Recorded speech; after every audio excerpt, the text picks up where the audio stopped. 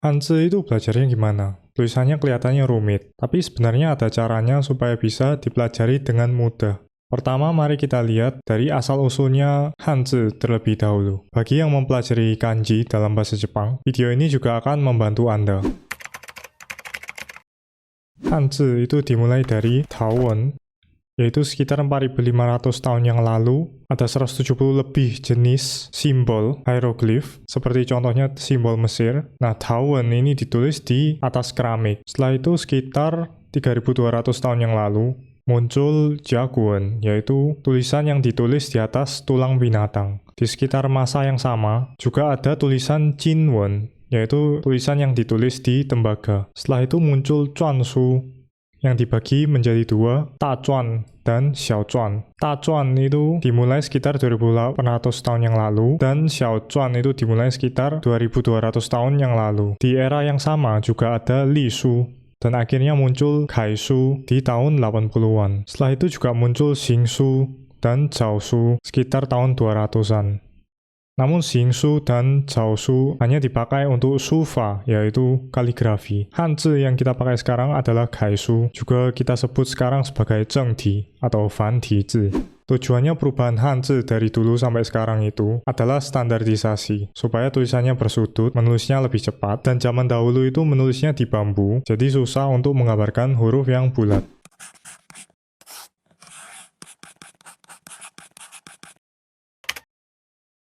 Liu menjelaskan terbentuknya Hanzi ada 6 jenis. Xiangxing, Zhishi, Huiyi, Xingsheng, Zhuanzhu, Jiajie. Xiangxing, Zhishi adalah Zhaozhifa, yaitu awal pembuatan Hanzi dasar. Huiyi, Xingsheng adalah Zhuzifa, yaitu penggabungan dari Hanzi dasar. Dan ada lagi yang terakhir, Zhuanzhu, Jiajie. Itu lebih advance lagi. Mereka adalah Hanzi yang terbentuk dari menggunakan Hanzi lain, disebut sebagai Yongzifa. Nah, Xiangxing, Zhishi ini juga disebut sebagai Dutizi, yaitu karakter tunggal. Huiyi, Xingsheng disebut juga sebagai Hetizi, yaitu karakter gabungan. Shuowen Jiezi adalah kamus zaman kuno. Di dalamnya mengatakan bahwa Xi yan zhi du ti yue wen, he ti yue zi, tong yan zhi, ze wen zi ke hu cheng.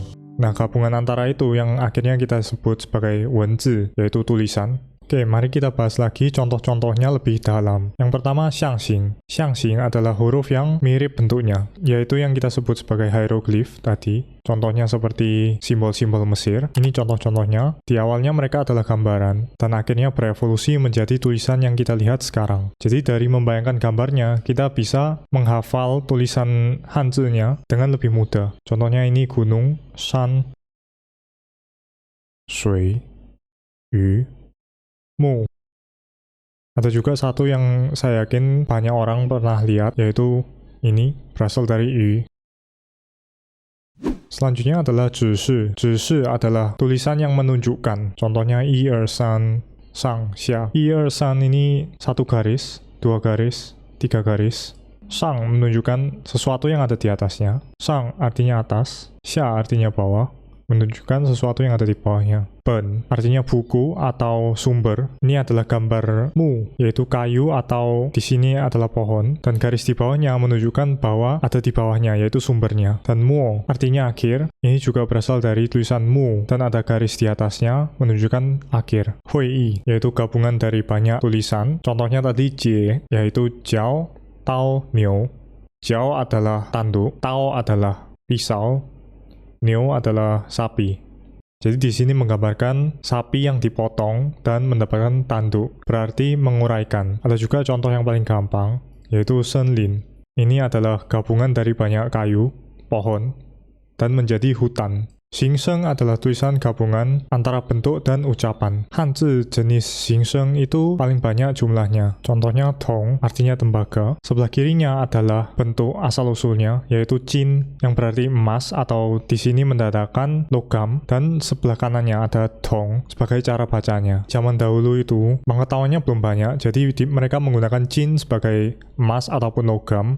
Tapi mereka nggak tahu ada tembaga, ada besi, ada baja, dan jenis-jenis logam lainnya, makanya mereka menggunakan jin sebagai bentuknya, menciptakan tulisan baru, menggunakan cara bacanya. Untuk Zhuanzhu dan Jiajie, itu tidak akan saya bahas sekarang, karena itu terlalu advance.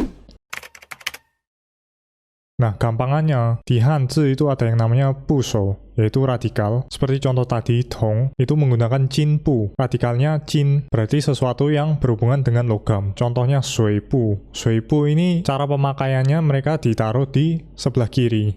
Zhi, jiang, hu, hai, lang, bo, yu, tan, cao.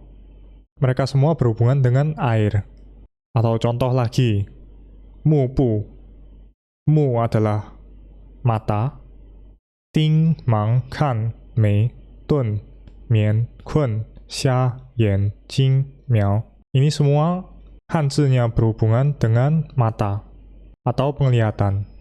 Nah, mereka adalah huruf gabungan. Satunya cara bacanya, satunya radikalnya, yaitu menandakan tulisan itu berhubungan dengan apa. Contohnya tadi saya menyebutkan yanjing. Kalau kita hapus puso-nya dan kita ganti yang lainnya, mereka cara bacanya akan mirip-mirip semua. Contohnya jing.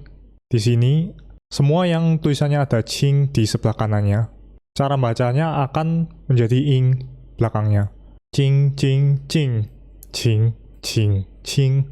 Kalau yen, sebelah kanannya ini, cara bacanya akan menjadi belakangnya an atau en. Yen, ken, hen, hen. Nah, bagaimana dengan artinya? Ken, yaitu mengikuti. Sebelah kirinya adalah zu, yaitu kaki, jadi artinya mengikuti. Ken, artinya akar, berhubungan dengan kayu atau pohon. Jadi pusonya adalah mu pu.